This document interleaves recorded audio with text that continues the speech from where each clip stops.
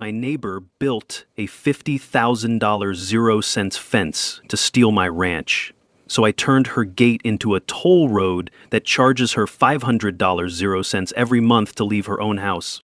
Karen Morrison blocked the dirt road my great-grandfather built in 1947, thinking she could force me to sell 200 acres to her developer friends for pennies on the dollar. Big mistake. What Karen didn't know? That easement she was blocking wasn't just a right-of-ways. I own every inch of dirt under that road, and Texas law has a beautiful little provision about private toll roads. Monday morning, 6 a.m. Diesel fumes, morning mist, the smell of revenge brewing stronger than my coffee. There's Karen, in silk pajamas, grinning like a cat with cream, explaining how her new security gate was for everyone's safety. The look on her face when I installed my own toll booth? Priceless. What would you do if your HOA tried to steal your family's land? Drop your location and wildest neighbor war story below. Mine ends with handcuffs and a very profitable business. My name's Jake Sullivan, and I'm the third generation to work this 200-acre cattle ranch outside Austin. My grandfather homesteaded this land back in 1947 when it was nothing but mesquite and rattlesnakes. Built that dirt road with a team of mules and pure Texas stubbornness. I inherited the place 15 years ago, and let me tell you, ranching doesn't exactly pay the bills anymore, so I work as an electrical contractor during the week to keep the lights on, literally and figuratively. My daughter Emma, she's 16 now, shows prize-winning cattle through 4-H. That girl's got more grit than most grown men I know. We've been a team ever since her mom died in a car accident 3 years back. Cancer would have been easier to fight than black ice on Highway 35. The ranch sits at the end of a dirt road that cuts across what used to be the Johnson family's cotton field. But about 5 years ago, some hotshot developer bought that land and turned it into Sunset Hills Estates, one of those cookie-cutter subdivisions where every house looks like it was ordered from the same catalog, McMansions with 3-car garages and lawns so perfect they look like AstroTurf. That's where Karen Morrison comes in. 52 years old, pharmaceutical sales executive, moved down from Dallas 2 years ago in her white BMW with vanity plates that read K-Wenmo1. Real subtle, right? She's married to Brad, this mouse of a lawyer who apparently learned conflict resolution by studying ostriches. The woman got herself elected HOA president by running on a platform of property values and security, which in Karen's speak translates to making everyone else's life miserable. Their house sits right next to where my access road crosses into the subdivision. $800,000 of beige stucco and manufactured charm, with a view of my cattle pasture that Karen apparently finds aesthetically challenging. So there I was that Monday morning, staring at this fence that appeared overnight like some kind of spite-fueled magic trick. The smell of creosote from those fence posts mixed with Karen's overpowering perfume, the kind that's probably trying to mask 2 packs a day. The metallic clang of that electronic gate mechanism sounded like a prison door slamming shut. Karen handed me this 47-page access agreement with all the enthusiasm of a cat presenting a dead mouse. $500 a month, plus insurance, plus road maintenance costs. Liability concerns, she said, property aesthetics. Now, I may work with my hands for a living, but I'm not stupid. That road predates her precious subdivision by 60 years. It's recorded as an easement in the county records, which means I have every legal right to use it. I tried explaining this to Karen in the politest way possible. Her response? I'll call the sheriff for trespassing. And wouldn't you know it, Deputy Williams shows up 20 minutes later. Turns out he's Karen's golf partner over at the country club. Real convenient. He suggests I work something out with the HOA, keep the peace. But here's the thing that really got my blood boiling. Emma's prize heifer, Buttercup, needed veterinary care that morning. What used to be a 15-minute trip to the vet turned into a 45-minute detour around the entire subdivision. When you've got a sick animal, every minute counts. The taste of dust and diesel filled my mouth as I sat there in my truck, watching Karen's smug little smile. She thought she had me cornered. What she didn't know was that she'd just picked a fight with someone who learned property law the hard way, by inheriting land that developers have been trying to steal for 3 generations. Here's your first legal nugget: prescriptive easements. When you've used a road for decades, the law often protects your continued use even if the surrounding land changes hands. Write that down, because it's about to matter a whole lot more. By Wednesday, I had a harassment complaint filed against me with the sheriff's department. Apparently, my aggressive behavior and intimidating presence posed a threat to the peaceful residents of Sunset Hills Estates. The fact that I had politely asked about my legal rights somehow translated to terroristic threatening in Karen's twisted little mind. But that was just the warm-up act. She started a neighborhood WhatsApp group called Safety First Sunset Hills, and let me tell you, the rumors flying around that chat would make the National Enquirer blush. According to Karen's version of events, I was an unstable widower with anger management issues who let my cattle roam free and probably had a meth lab in my barn. The creativity was almost impressive. She managed to rally 3 other HOA board members to her cause, the kind of people who think having a boat makes them admirals and owning a riding mower qualifies them as landscaping experts. Together, they voted to use HOA funds to hire Secure Solutions security services for regular patrols. Nothing says we're terrified of one guy with a pickup truck like spending community money on rent-a-cops. Now, I could have just sat there and taken it, but my grandfather didn't raise quitters. I hired a surveyor to map out the exact property boundaries and document that easement once and for all. Cost me $800. I couldn't really afford, but sometimes you've got to spend money to make a point. The surveyor showed up on Friday morning with equipment that beeped and chirped like R2-D2 having a conversation with a smoke detector. Watching him work in the morning dew, taking precise measurements while Karen glared from her kitchen window, felt like watching science go to war with stupidity. And here's where things got interesting. That's the mini twist I mentioned. The survey revealed that Karen's beautiful, expensive fence wasn't just blocking my easement. It was actually sitting 3 feet onto the public right-of-ways.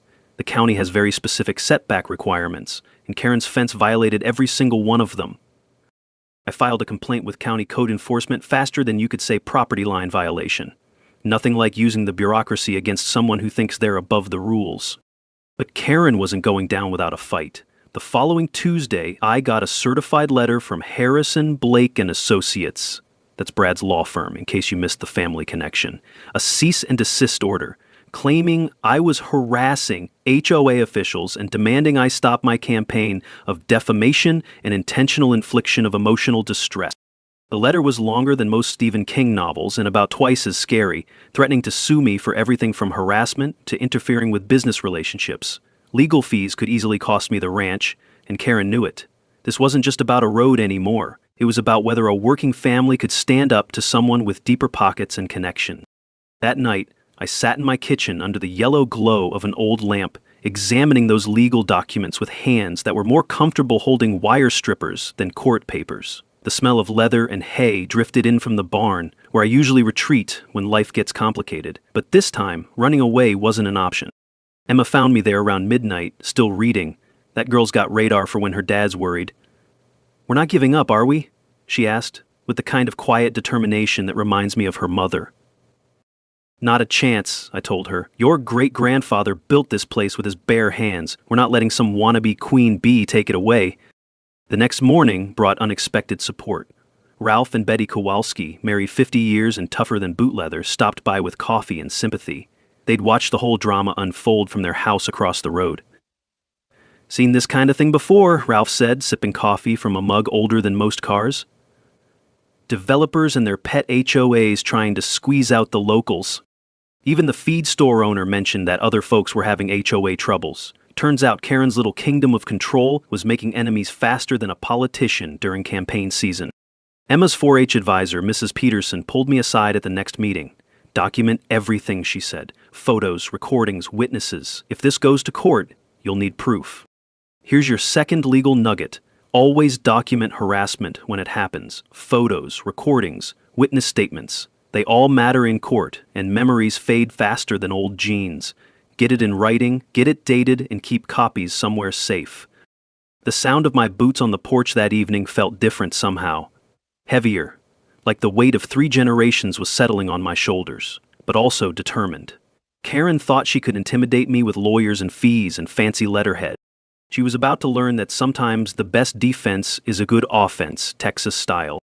Karen decided to go nuclear the following week. She organized an emergency HOA meeting about what she called security threats from adjacent properties. I'm talking full PowerPoint presentation, folks. Slides with pictures of my deteriorating ranch buildings that were supposedly visible from the subdivision and somehow bringing down property values. The woman had actually climbed onto her roof to take aerial photos of my barn. I mean, Who does that? She's up there in her designer yoga pants with a telephoto lens like some kind of suburban spy satellite. The dedication to pettiness was almost admirable. Her grand proposal? A buffer zone, requiring me to plant privacy screening at my own expense. $20,000 worth of trees and shrubs to hide my working ranch from her delicate sensibilities. And if I refused, she'd sue my insurance company directly for diminished property values. Now, I'm not the kind of guy who usually shows up to HOA meetings. I'd rather spend my evening watching paint dry or doing my taxes. But this time was different. This time she'd crossed a line from annoying neighbor to something that threatened my family's livelihood. I showed up to that meeting with Emma and Ralph as witnesses, armed with my surveyor's report and every piece of historical documentation I could find. The community center smelled like stale coffee and institutional disinfectant, with fluorescent lights buzzing overhead like angry wasps. 23 people crammed into a room designed for maybe 15, folding chairs squeaking every time someone shifted their weight. Karen stood at the front with her slideshow, wearing a power suit that probably cost more than my truck payment. She clicked through photos of my ranch like she was presenting evidence at a murder trial. Property values, she kept saying. Safety concerns. Community standards. When she finished, I stood up and calmly presented my surveyor's report. Explained how the ranch had been there first, how the subdivision was built around existing rights, how her fence violated county setback requirements. I even brought copies of the original 1947 homestead deed. Here's where the mini twist comes in. During the heated discussion that followed, Karen got flustered and said something she shouldn't have. She mentioned being in contact with Meridian Development about Phase 2 expansion possibilities. The room went dead quiet. See, Meridian Development was the company that built Sunset Hills Estates, and Phase 2 expansion meant they were looking to build more houses. Guess whose 200-acre ranch would be perfect for that? Suddenly, this wasn't about neighbor disputes or HOA policies. This was about Karen trying to force me to sell by making my ranch unusable. The fence wasn't about security, it was about economic warfare. Ralph's weathered face cracked into the kind of smile you see right before someone drops a bombshell. Funny thing about conspiracies, he said, loud enough for everyone to hear. They tend to come apart when people start talking. Other residents started looking uncomfortable. These weren't bad people, just folks who'd bought into Karen's narrative about property protection. Now they were realizing they'd been manipulated into attacking a neighbor whose family had been there for 70 years. Emma stood up during the discussion, and I've never been prouder of that girl. 16 years old, facing down a room full of adults, and she spoke with more dignity and class than most politicians. She talked about her great-grandfather's legacy, about learning responsibility through 4-H, about how the ranch taught her the value of hard work. This land isn't just property to us, she said, her voice steady despite the hostile crowd. It's where my great-grandfather proved that with enough determination, you can build something lasting. It's where my grandmother raised my dad to believe in doing right by your neighbors. It's where my mom taught me that family means fighting for what matters. The scratch of my pen on my legal pad as I took notes was the only sound in the room. You could practically hear Karen's blood pressure rising as her carefully constructed narrative fell apart. But the real game changer came when Brad Morrison visibly cringed as his wife mentioned the developer connections. See, lawyers are supposed to disclose conflicts of interest, and if Brad had financial dealings with Meridian Development while representing the HOA, that was a problem. As we walked out of that meeting, I realized I wasn't just fighting an annoying neighbor anymore. I was fighting a conspiracy designed to steal my family's land through harassment and economic pressure. Here's your third legal nugget: tortious interference. When someone deliberately disrupts your business relationships or tries to force you into financial hardship for their benefit, that's not just mean, it's illegal, and the penalties can be severe. The cool night air felt like freedom as we walked across the parking lot. Emma linked her arm through mine and Ralph clapped me on the shoulder. "Boy," he said, "you just turned this from a property dispute into a war. Hope you're ready for what comes next." I was ready, more than ready. Time to show Karen Morrison what happens when you mess with a family that's been fighting for their land since before she was born.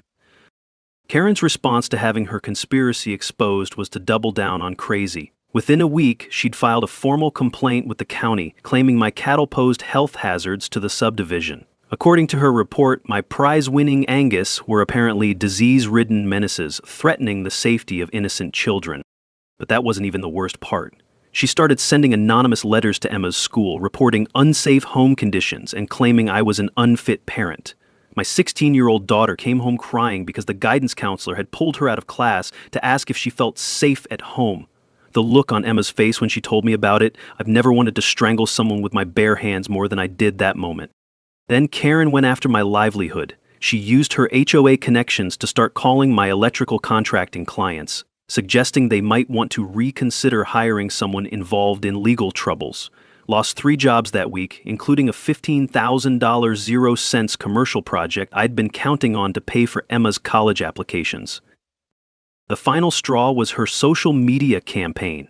She created a Facebook group called Concerned Citizens of Sunset Hills and started posting photos of my cattle with captions about dangerous livestock operations near families. Never mind that these same cattle had been grazing peacefully for decades, or that Emma's 4-H projects had won county championships 3 years running. Time to lawyer up. I hired Sarah Martinez, an attorney who specializes in agricultural law and property rights. Cost me $5,000 I didn't have, but sometimes you've got to spend money to save everything you own. Sarah took one look at my documentation and smiled like a shark who just smelled blood in the water. "This isn't harassment," she said, spreading the evidence across her conference table. "This is systematic intimidation designed to force a property sale. We can work with this." Sarah filed a countercomplaint for intentional interference with business relationships. And that's when things got really interesting. See, when you're suing someone, you get access to something called the discovery process.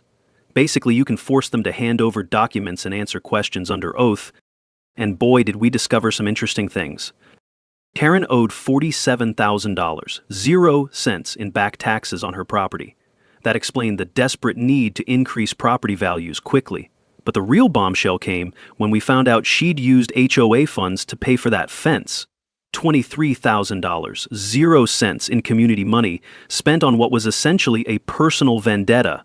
That's embezzlement, folks, and it carries serious penalties. Sarah dug deeper and found a pattern.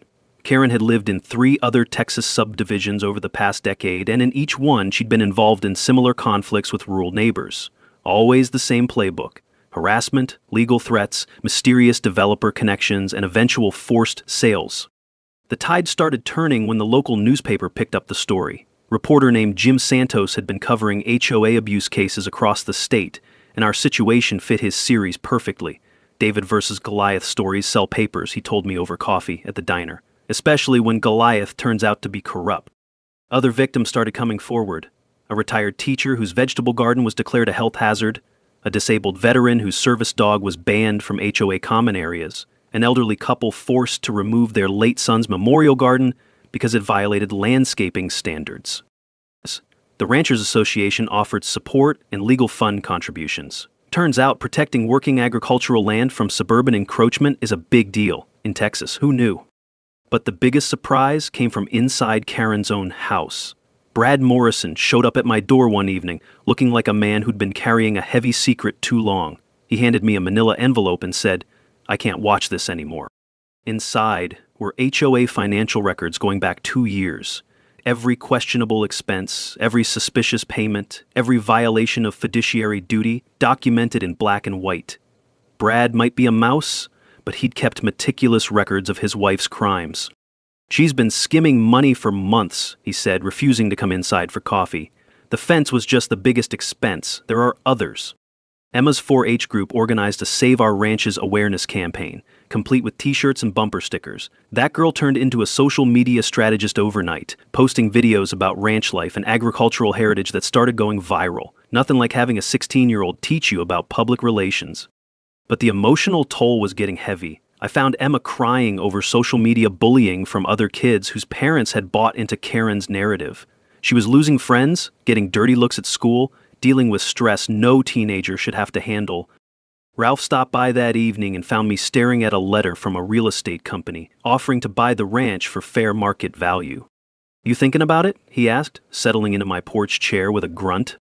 "For about 5 seconds," I admitted. Then I remembered that my wife loved this place, wanted Emma to inherit it someday. "Good," Ralph said, "because I got a feeling your troubles are about to become Karen's problems." Sarah called me on a Thursday morning with news that changed everything. She'd been digging through the original property records, going all the way back to 1947, when she found something that made her literally whoop out loud in the courthouse records room. "Jake," she said, and I could hear the grin in her voice, "sit down for this one." The access road wasn't just an easement. I owned it. Not the right to use it, the actual land underneath it. Apparently, there'd been a surveyor's error when the subdivision was platted. The developers had assumed the road was public right-of-ways and built around it, but the original homestead deed clearly showed that my great-grandfather had purchased and owned that strip of land outright. Think about that for a minute. Karen's fence wasn't just blocking my access, it was sitting on my private property. She was trespassing, and she'd spent $50,000, 0 cents, building a fence on land that belonged to me. But wait, it gets better. Sarah had also uncovered what she called the deeper conspiracy. Brad's secret documents revealed that Meridian Development had promised Karen a $200,000 0-cent finder's fee for securing my property. The other HOA board members each had their own side deals, consulting fees for various services that seemed suspiciously vague.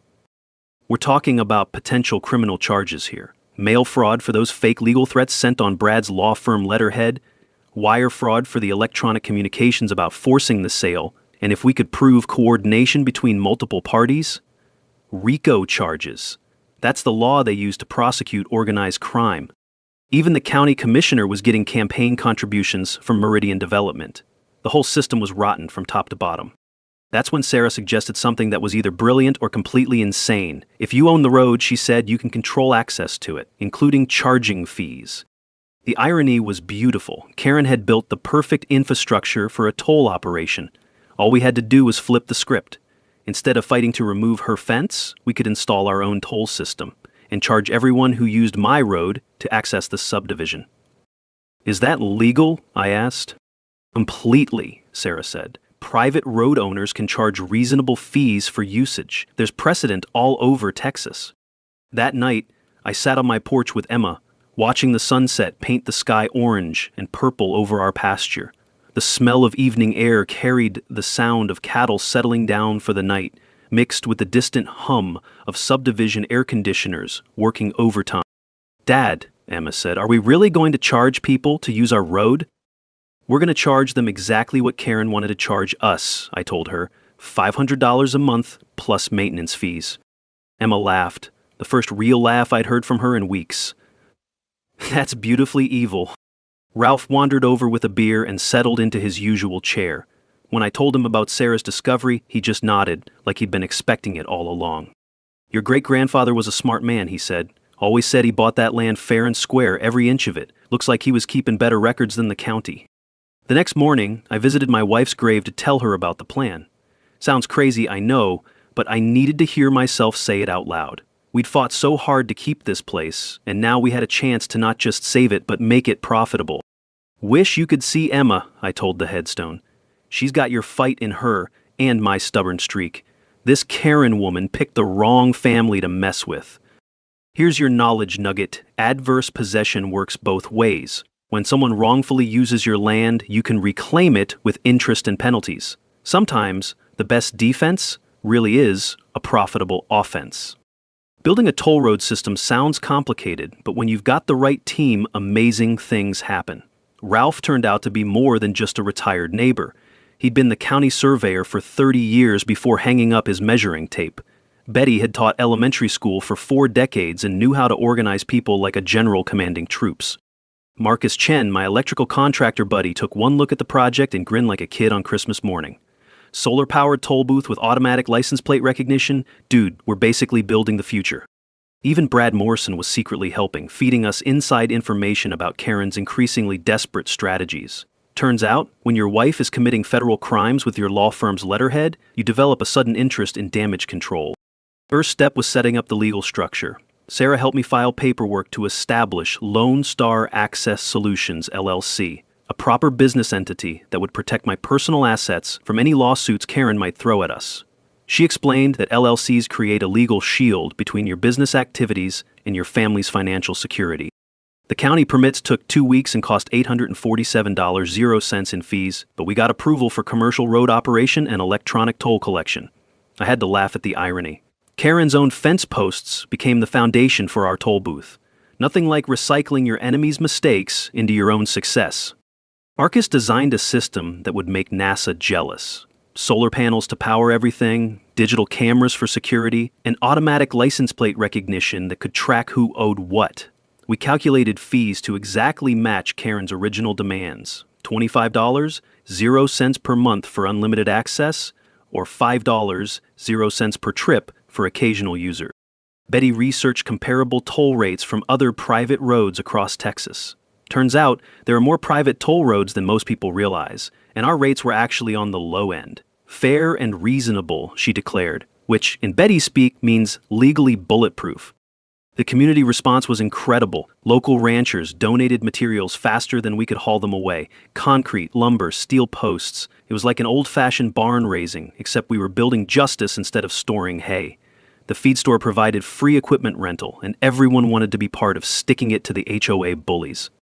Emma turned into our social media manager, creating a TikTok account called @RanchGirlFightsBack that started gaining followers by the thousands. She documented every step of the construction process, explaining property rights and agricultural heritage to a generation that gets most of their news from 15-second videos. Kids got a future in communications if ranching doesn't work out.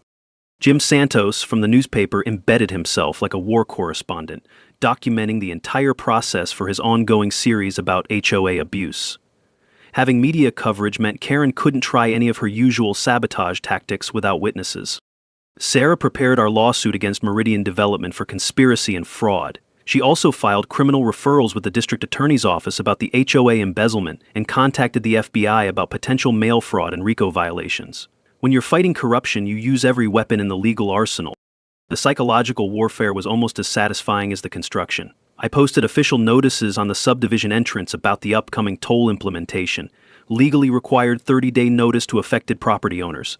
The panic was immediate and hilarious. Karen called an emergency HOA meeting to discuss what she termed extortion and illegal road blocking. That's when Brad accidentally revealed Karen's secret, developer payments, to the entire community. You could practically hear marriages ending in real time. The technical details were fascinating. Here's your knowledge nugget. Solar power systems for commercial operations require battery backup and inverter systems to handle peak demand loads. We installed enough capacity to run the toll system for 2 weeks without sunlight, plus security lighting and emergency communications. The beauty of the business model was its simplicity. Subscription services create steady cash flow, basic economics that every small business owner understands. We were solving a problem, road access, while generating revenue, maintenance, and proving a point. Don't mess with property owners who know their rights. Emma and I spent evenings in the barn-turned-office planning every detail. The smell of fresh lumber mixed with old hay and the satisfying click of electronic components snapping into place felt like building the future with our own hands. The sound of gravel trucks delivering road improvement materials became the soundtrack of our revenge. By the end of the month, we had a fully operational toll road system that looked more professional than most government installations. Emma had 50,000 TikTok followers documenting our David versus Goliath story, and Brad Morrison had grown enough spine to start standing up to his wife. Rafe looked at our finished toll booth and nodded approvingly. "Your great-grandfather would be proud," he said.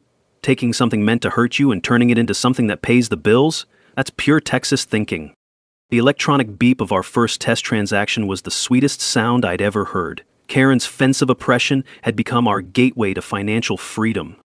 Karen's response to our toll road construction was like watching someone have a very public nervous breakdown. She filed false safety complaints with OSHA, claiming our construction crew wasn't following proper protocols. When the inspector showed up, he found our work exceeded every safety standard by a comfortable margin and complimented Marcus on the solar installation design. Next, she tried bribing the county electrical inspector to fail our permits. $500 cash in an envelope, caught on security camera, resulting in a very awkward conversation with internal affairs. Nothing says, "I'm losing badly," quite like attempting to corrupt public officials.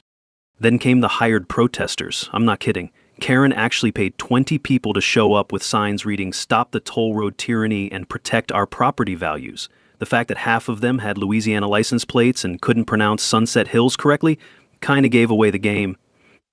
But the real entertainment came when Karen started her social media war. creating fake accounts to spread lies about my financial troubles and Emma's supposed academic failures. The woman spent more time managing fake Facebook profiles than most teenagers spend on actual social media. Here's where the mini twist gets good. Our security cameras caught Karen sneaking onto the construction site at 2 a.m., wearing dark clothes like some kind of suburban ninja. She was trying to pour sugar into our concrete mixer engine. Apparently, she'd watched too many movies about sabotage.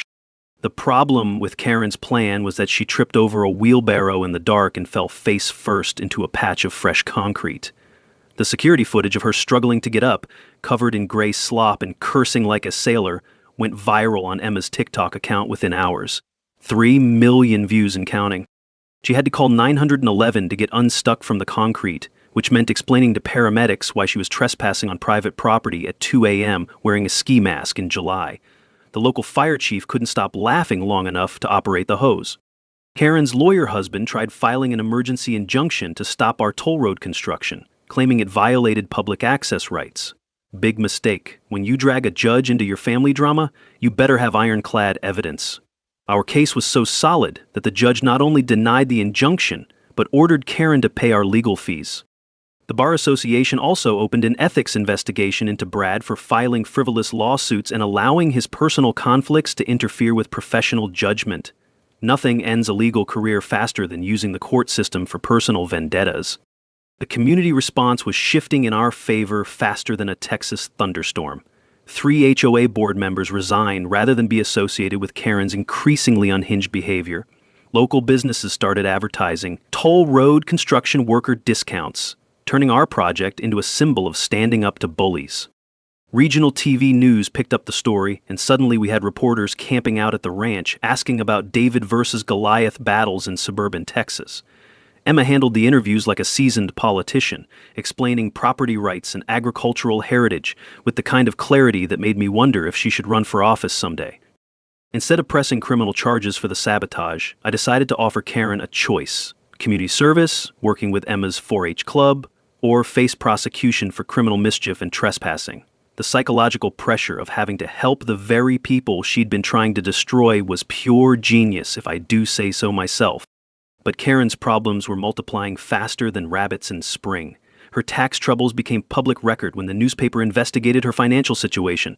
A foreclosure warning notice appeared on her front door, photographed by helpful neighbors and shared across social media platforms.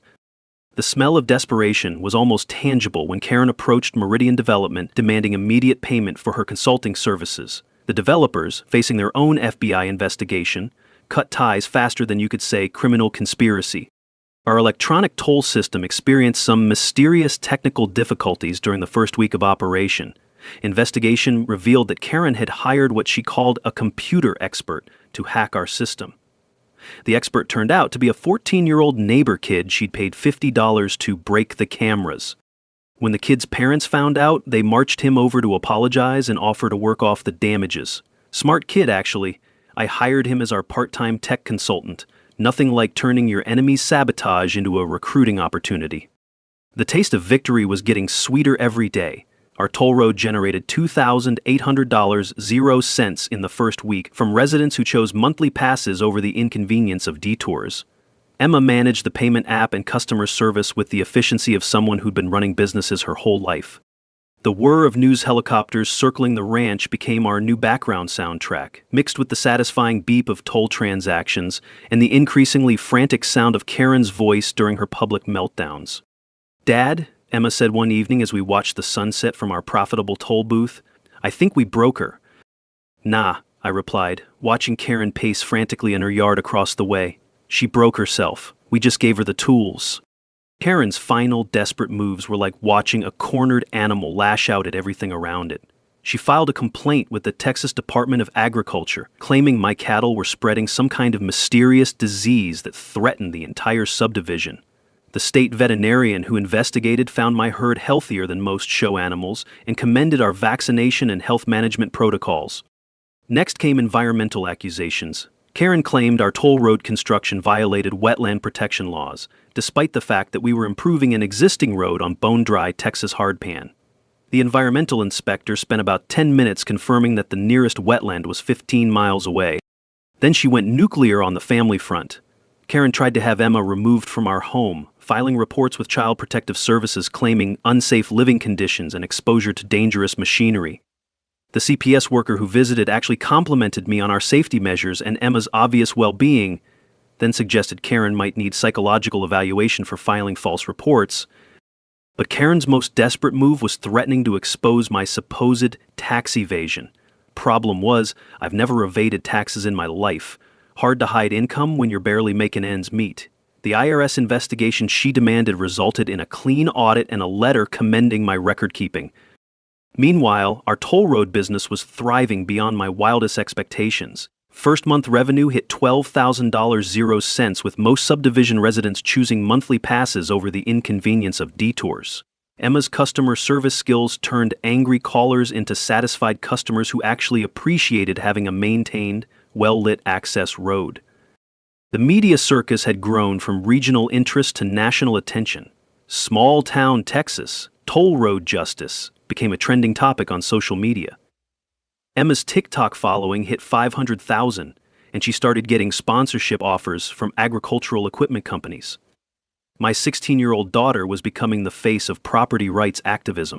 Karen's public meltdown at the grocery store, where she screamed at me in front of a dozen witnesses about extortion and illegal road blocking, got recorded by multiple shoppers and went viral faster than a summer cold. The woman was literally shaking with rage, her voice reaching pitches that probably bothered dogs 3 counties over. Her employer, a major pharmaceutical company, put her on administrative leave after the grocery store video surfaced on LinkedIn with her name attached. Apparently having your sales executives associated with viral meltdowns and federal investigations isn't great for corporate image. The alliance fractures kept coming. Brad Morrison finally filed for separation, citing irreconcilable differences and ongoing criminal behavior. He moved out of the house, leaving Karen with the full mortgage payment she couldn't afford. Brad's cooperation with federal investigators was comprehensive. He'd been documenting Karen's crimes for months, probably planning his exit strategy. Emma and I were working as a real team now, managing what had become a legitimate business operation. We hired 2 part-time employees for maintenance and customer service, creating jobs in our small community. The irony wasn't lost on me. Karen's attempt to destroy us had turned into the most successful venture I'd ever launched. The FBI visited Karen 3 times that month, each visit lasting longer than the previous one. Word was they were building cases for mail fraud, wire fraud, and RICO violations. The sound of their black SUVs pulling into her driveway became as regular as the mail delivery. Karen's financial situation spiraled into free fall. Foreclosure proceedings began when she missed her 3rd consecutive mortgage payment. The bank wasn't interested in her excuses about temporary cash flow problems and pending legal settlements. Numbers don't lie, and Karen's numbers were uglier than a roadkill armadillo. Her adult children publicly distanced themselves from her behavior. Her son posted on Facebook that the family was embarrassed and disappointed by his mother's actions. Her daughter blocked Karen on all social media platforms and moved back to Dallas. Nothing says rock bottom quite like your own kids cutting off contact. The subdivision residents organized their first block party in the development's history, specifically to celebrate the new HOA board and thank our family for standing up to corruption.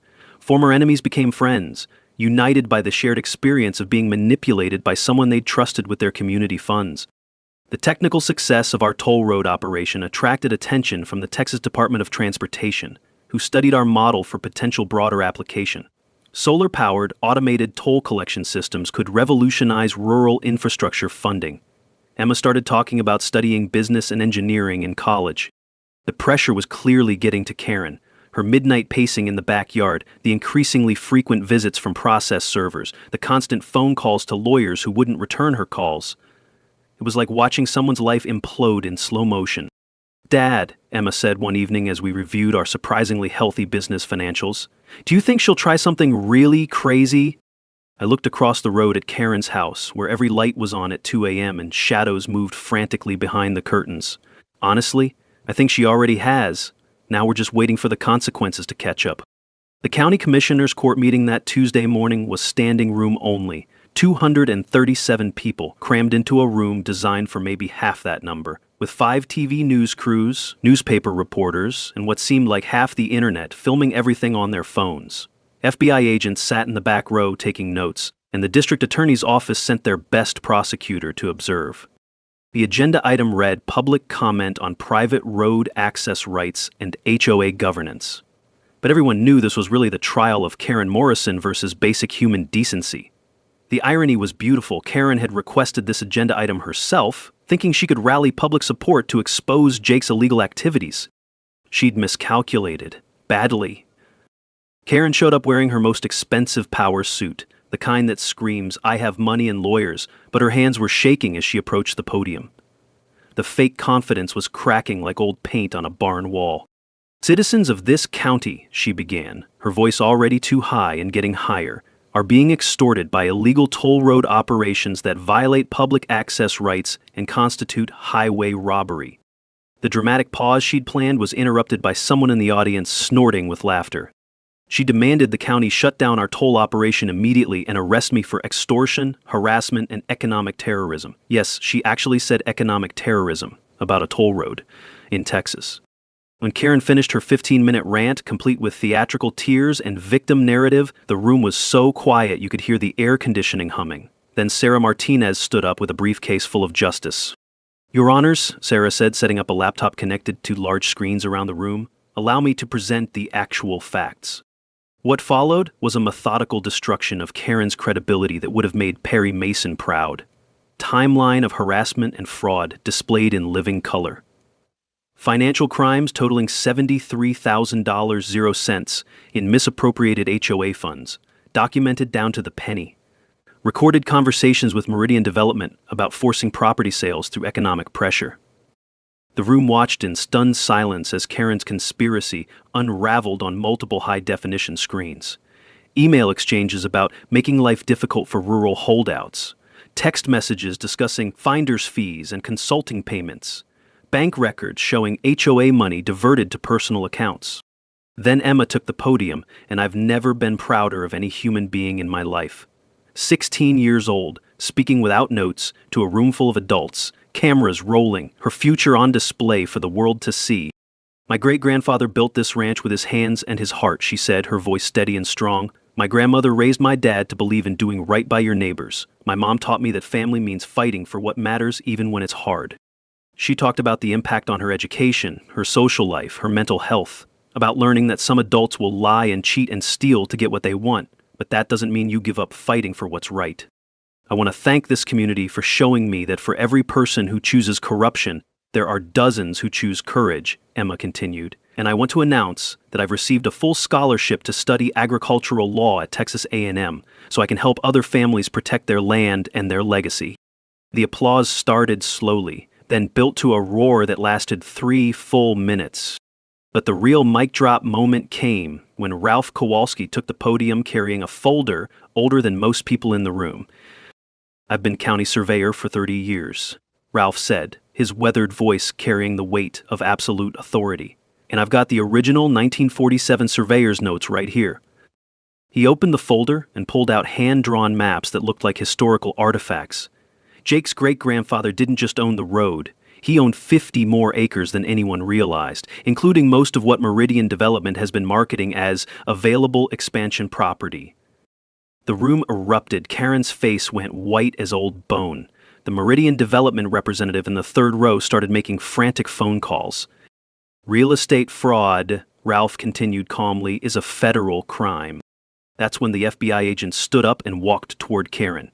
Special Agent Rodriguez read her Miranda rights while cameras flashed and phones recorded, and Karen Morrison's reign of suburban terror came to an end in handcuffs. The standing ovation lasted 5 minutes. Subdivision residents lined up to publicly apologize. The new HOA board unanimously voted to remove the original fence and continue paying our toll fees voluntarily for road maintenance. The county commissioners passed the Property Rights Protection Ordinance by unanimous vote, declaring our situation would never happen again. They also declared an official Agricultural Heritage Day, honoring ranch families who built this community. "Sometimes," I told the reporters afterward, "justice isn't about revenge. It's about making sure the next family doesn't have to fight the same fight." 6 months later, I'm sitting in a Harvard Business School classroom, explaining how a small-town property dispute became a case study in creative problem-solving and entrepreneurial justice. The professor introduced our story as an example of turning adversity into opportunity, and honestly, I'm still getting used to being called an innovative rural entrepreneur. Karen got 18 months in federal prison for mail fraud and embezzlement, plus 3 years probation and full restitution to the HOA. Her house was foreclosed, she declared bankruptcy, and her pharmaceutical license was permanently revoked. Last I heard, she was working at a call center in Oklahoma, and her own children still won't speak to her. But this story isn't really about Karen's downfall, it's about what we built from the wreckage of her hatred. Our toll road business expanded to 3 additional rural locations across Texas, helping other ranch families monetize access disputes. Lone Star Access Solutions, LLC, now employs 8 people full-time and has been featured in Small Business Magazine as an example of finding opportunity in conflict. Emma graduated as valedictorian and is thriving at Texas A&M in their agricultural law program. She still manages our social media presence, which now includes 750,000 TikTok followers, who love our Justice Served with a side of business sense content. We're planning to open a law practice together after she graduates, Sullivan & Sullivan Attorneys at Law, specializing in property rights. The bigger impact has been incredible. Jake's Law passed the Texas legislature unanimously, protecting rural property access rights from HOA overreach. 12 other states have introduced similar legislation, and there's a Supreme Court case citing our precedent in property law disputes. Sunset Hills Estates became a model community with transparent governance and monthly barbecues instead of confrontational meetings. Property values actually increased due to the positive national attention, and they built a small monument honoring agricultural heritage families right next to our toll booth. But the thing I'm most proud of is the Rural Heritage Scholarship Fund we established, using toll road profits. We award $10,000 0-cent scholarships annually to farm and ranch kids pursuing higher education. Emma administers the program, and this year we helped 15 students afford college. We also partnered with the county to purchase and preserve 500 acres as permanent ranch land, ensuring future generations will understand where their food comes from and why agricultural heritage matters. The conservation project attracted matching funds from the state, turning our small investment into lasting environmental protection. The first annual Property Rights and BBQ Festival drew 5,000 visitors last month, featuring workshops on property law, small business development, and HOA governance reform. Former enemies worked side by side, serving brisket and directing traffic, proving that communities can heal when truth wins over manipulation. Our toll road system became the template for rural infrastructure funding across Texas. The Department of Transportation is piloting similar projects in 6 counties, proving that private enterprise can solve public access problems while generating local economic development. The personal healing has been just as important as the business success. I started dating Linda Peterson, Emma's former 4-H advisor, who's now the elementary school principal. She supported us through the darkest days and stuck around for the victory celebration. Emma calls her the mom she chose, which makes my heart full every time I hear it. Ralph and Betty officially became Emma's honorary grandparents, and they're teaching her everything about surveying and community organizing. When Ralph retires next year, Emma will take over managing the scholarship fund with Betty's organizational expertise and Ralph's eye for detail. The documentary Toll Road to Justice won a regional Emmy Award, and my memoir Fenced In Fighting Back spent 6 weeks on the bestseller list. But the real satisfaction comes from the hundreds of emails we get from families facing similar battles, using our story as inspiration to fight back against bullies with deep pockets. I still visit my wife's grave every Sunday to update her on Emma's achievements and our unexpected business success. She's going to be a better lawyer than both of us combined, I tell the headstone, and she learned it all by watching her dad refuse to give up. Sometimes the best response to a bully is profitable persistence. Know your property rights. Ignorance costs money, but knowledge pays dividends. And remember, turn your problems into other people's solutions, then charge them fairly for the privilege. Drop your HOA nightmare story in the comments. The crazier, the better. What would you charge for access to your property? Hit that subscribe button if you love stories where justice gets served with a side of sweet, sweet profit. Next week, how I turned my neighbor's noise complaint into a sound ordinance that backfired spectacularly.